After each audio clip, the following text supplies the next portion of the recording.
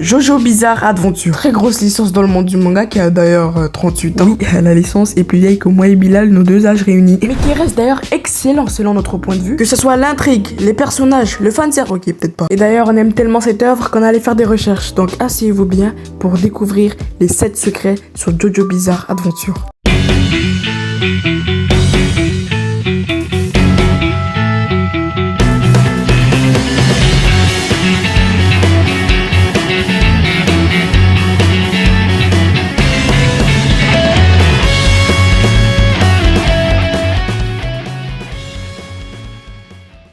Pour le premier fait de cette vidéo, je vais vous parler de l'origine du nom de Jonathan Joestar. Donc plusieurs personnes ont tendance à penser que le nom de la licence vient du restaurant qu'il aimait bien fréquenter, Jonathan. Mais c'est une légende urbaine. En fait, la raison c'est qu'il voulait des initiales d'eau comme Gigi ou AA. Mais le pire c'est que l'idée lui est venue à Denise, un autre restaurant.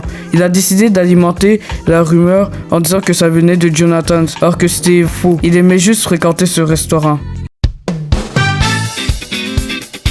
Pour le deuxième fait de cette vidéo, je sais pas si vous avez remarqué, mais la majorité des méchants de Jojo sont charismatiques, beaux et forts. C'est fait exprès car ils voulaient sortir des codes du méchant moche, même s'il y a quelques méchants moches, comme Ungalo, le vieux frère à Giorno avec les stunts des comiques, Pepsi, celui avec la canne à pêche, puis ZZ, celui dans Partie 3 qui utilise la voiture. Mais bon, la majorité des méchants principaux sont beaux comme Dio, Cars ou Yoshikage Kira. Les poses des personnages vous semblent familières, hein? Eh bien, vous avez raison, parce que Araki s'inspire de la mode pour toutes ses poses cultes, que ce soit des artistes ou des poses de magazines de la mode italienne. Il s'inspire de tout ce qui est fashion.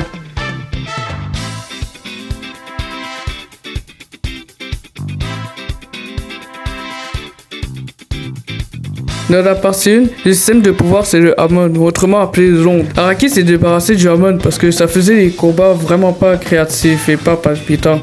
Dans la partie 2, il a expérimenté avec les bulles de César, puis Joseph qui utilisait le Hamon dans des objets. Donc il a décidé de retirer le Hamon complètement et de remplacer ça par les stands. Et on peut voir qu'il s'est vraiment lâché avec ça. Comme par exemple contre Simone, contre Jolene. Il a littéralement utilisé le ruban de Mobius.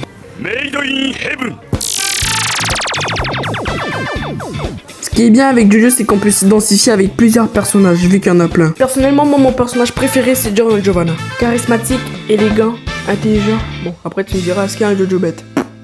Et maintenant que vous savez quel est mon Jojo préféré, bah vous savez quoi, bah c'est pas le plus aimé quoi. Vu qu'il n'est que 3ème, comment est-ce que vous expliquez ça? Bon bref, c'est pas la plus aimée mais au moins elle est dans le podium et ça me suffit. Après Phantom Blood c'est pas vraiment une surprise, hein. Ouais c'est la partie 1 mais en même temps y a pas de stand et en plus de ça, l'onde n'est pas encore à son paroxysme. Oui, j'ai utilisé le mot paroxysme, je suis vieux. Juste devant Phantom Blood, il y a Battle Tendency qui porte comme protagoniste Joseph et qui est aussi le Joestar le plus intelligent, oui, parce que pour se taper 4 dégénérés à moitié à poil vampires quand t'as pas de stand, bah, chapeau l'artiste quoi. Ensuite, juste en avant, il y a la partie 3 qui porte comme protagoniste Jotaro, The Crusader. Ça veut dire que Araki s'est inspiré de Clint Eastwood dans ses westerns pour créer la personnalité froide et badass de Jotaro.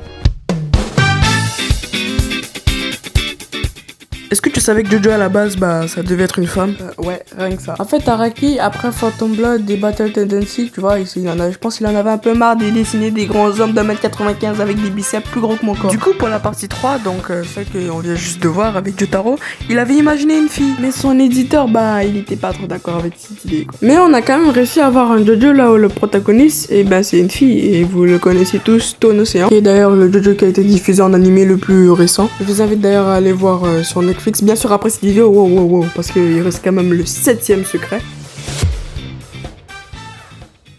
Ça veut dire qu'avant d'abandonner l'onde, Araki avait l'intention de joindre stand et onde. Donc en fait les manières d'onde auraient la capacité de manipuler leur onde pour leur donner une forme, les ondes.